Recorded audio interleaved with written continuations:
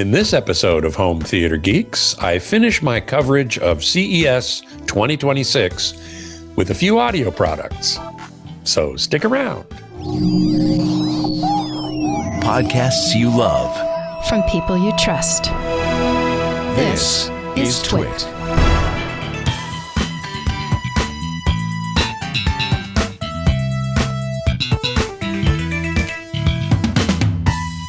Hey there, Scott Wilkinson here, the Home Theater Geek. In this episode, I'm going to conclude my coverage of CES 2026 with some audio products. Now, those of you who watched part one know that my friend Mike Heiss was supposed to be here. But due to circumstances beyond our control, he had to split. So sorry to miss him. He'll be back, I'm sure, on another show. But for now, I will take over and endeavor to do as good a job as I can, given that I wasn't at the show and he was. Still, he left me a lot of great notes, so I will carry on. So we're talking about audio in this episode, and there were a few products to announce. LG, for example, had actually announced its new H7 Flex Connect soundbar back in December. And they partnered with Dolby to implement Dolby Atmos Flex Connect, which lets you place compatible speakers anywhere at any time to expand the sound system. And the Dolby algorithm adjusts for where they are physically in the room so that you get a reasonable sound field. It works with any TV, and some LG TVs have Flex Connect built in, and there are other speakers that you can get. You saw there a picture of the H7 with some other Flex Connect speakers that you could add to improve and expand the sound system. And it's very easy and automatic and seamless to do. Samsung introduced its latest generation of soundbars, the HWQ990H and HWQS90H. The Q990H is flagship. I mean, it's 11.1.4 channels. The main soundbar is 7.0.2 with 4.0.2 rear speakers, dual 8-inch subwoofers, so to speak, built in. And the QS90H is a 7.1.2 soundbar. They also introduced some new speakers, not soundbars, kind of regular bookshelf speakers, called the Samsung Music Studio 5 and 7. Official model numbers are LS50 and LS70H. The LS70H is actually 3.1.1 with left, right, center, and top drivers. It can handle up to 2496 audio, and the tweeter goes up to 35 kilohertz, which is certainly ultrasonic and appropriate for high-resolution audio. Whether or not you believe you can hear high-resolution audio is another question. We've talked about it on the show before, and I will again, but in any event, it can do it. The LS50H, of course, is a little smaller. In other bookshelf speaker news, Klipsch introduced the latest version of their The 5s Mark II, the 7s II, and the 9s II.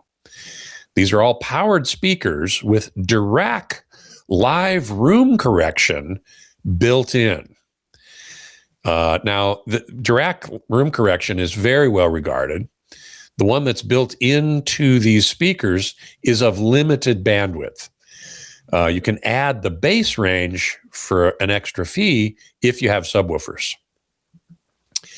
Now, interestingly, these speakers are powered by Onkyo electronics. And we're going to be talking about Onkyo electronics in a minute. So put that aside, but keep it ready. The 9s 2 have an 8-inch woofer. 7s 2 have a 6.5-inch woofer. And both have a horn-loaded tweeter, which is typical of Klipsch. The 7s 2 are going to cost $2,000 a pair. And the 9s 2, $2,400 a pair. And they're going to ship in the spring. One company that's at the very high end that I really appreciate, I have some of their headphones, is Focal. And they are partnered, I believe they have a corporate relationship with the electronics company NAIM, N-A-I-M. So Focal makes speakers, NAIM makes electronics. And this duo, Focal and NAIM, introduced a new all-in-one Dolby Atmos sound system called Muso Hekla, which is 7.1.2, 15 drivers, 660 watts of total power, claimed frequency response down to 30 hertz, which is quite low. It also supports the NAIM Sphere audio modes, which are, I think, some sort of spatial audio. They have intelligent room correction and the newest NAIM Pulse streaming system with flexible connectivity, HDMI eARC streaming, and so on. Available in March, April timeframe for $3,600. Focal also introduced a new floor standing speaker called the Diva Mezza Utopia, which is a 3-way active wireless speaker, 4 8-inch subwoofers that go down to 27 hertz, one 6.5-inch cone mid-range, and one 1-inch beryllium tweeter that goes up to 40 kilohertz. Now, these are powered speakers, probably NAIM electronics. I don't know for sure. 500 watt class AB amp per speaker. They do Bluetooth, AirPlay, Google Cast, UPnP, and they support ultra wideband uncompressed high resolution signal transmission wirelessly at 9624. The wired connection is available as well, of course. And they also have an adaptive acoustic personal training room preference calibration built in. How much is that going to cost you? $69,000 per pair. But I'm sure they're fantastic. I'm sure they sound wonderful. If you can afford them, they're probably well worth it. Okay, in headphone news, Cleer, C-L-E-E-R, announced a partnership with THX in their new Cleer Arc 4 and 4 Plus. What do you call them exactly? They're open earbuds. They're open ear earbuds. They don't seal your ear. And it's the world's first THX certified open ear true wireless earbuds that includes spatial audio. Now, I haven't heard these. I have heard some of Cleer's other open ear earbuds that are like this, and I have to say I didn't like them. Without sealing your ear canal, you can't get good bass. So how these are going to work, why they're THX certified, I'm going to find out, because if they do work, then that's cool. But I'm skeptical. As I was reading through all the CES coverage, I came across something from Fender, the guitar company, who introduced a set of headphones called the Mix. They're over-ear headphones, and they have modular construction, which lets you replace pieces as needed, such as the ear cups, the battery, and so on. They also come with a wireless USB-C dongle for wireless lossless audio, and you can get wired audio over USB-C as well. Now, here's a piece of interesting news I don't think Mike got to see or hear, but it's so interesting that I'm going to have someone on my show here to talk about it. Company is called Sonic Edge, and they announced a partnership with a semiconductor manufacturer to make these little transducers for headphones, earbuds, headsets, that sort of thing. This is a technology called MEMS technology. And what it is basically is microscopic transducers that vibrate in the ultrasonic range. And that ultrasonic vibration, that ultrasonic sound, is then modulated into the audible range. So you don't need actual drivers that work in the audible range. These work in a different way. It's very interesting. And like I said, I'm going to have the one of the principals of this company on the show in the next few weeks to talk about this technology, because I find it fascinating. And they were at CES announcing this partnership with a manufacturer to take their technology to a larger, wider audience, shall we say. A couple of news items in the electronics range. Onkyo celebrates its 80th anniversary this year. And they introduced a couple of new 2-channel products in their Muse system. They have a streamer and an integrated power amp. The Y50. I guess it's one product. I thought it was two, but it's one.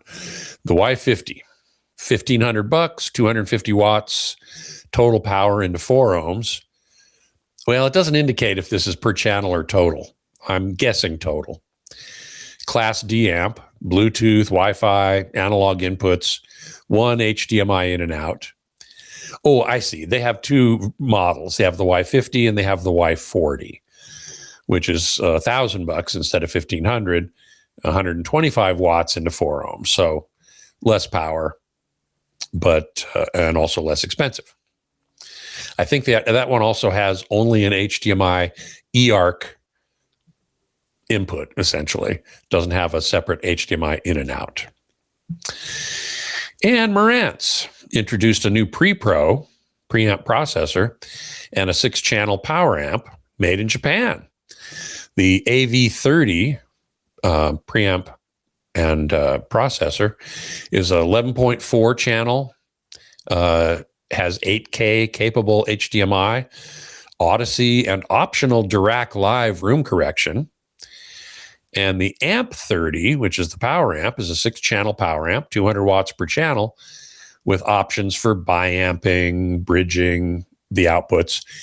These components are going to sell for $4,000 each. So Mike, I'm sure, would have something to say about that. I wish he were here to comment on it, but he's not. We'll see if he has anything to say next time he comes on the show. So that is the end of my coverage of CES 2026 from afar. I'm not terribly sad I didn't go, except that I can't see my friends from around the country and around the world. Didn't get a chance to hang out with Mike Heiss. If I do go next year, which is the 60th anniversary of CES, which is pretty strong incentive to go, I definitely want to check out the Sphere. That's the one thing in Vegas that I haven't seen yet that I really want to. I've been to about 30 CESs. Mike says he's been to 45 or so. We've seen a lot of changes happen in all those years. And the technology just keeps getting better and more interesting, I think. So who knows? Maybe I'll make the trek next year. Hey, everybody, it's Leo Laporte. It's the last week to take our annual survey. This is so important for us to get to know you better. We thank everybody who's already taken the survey. And if you're one of the few who has not, you have a few days left. Visit our website, twit.tv/survey. 26 and fill it out before January 31st. And thank you so much. We appreciate it. Now, if you have a question for me, send it on along to htg@twit.tv,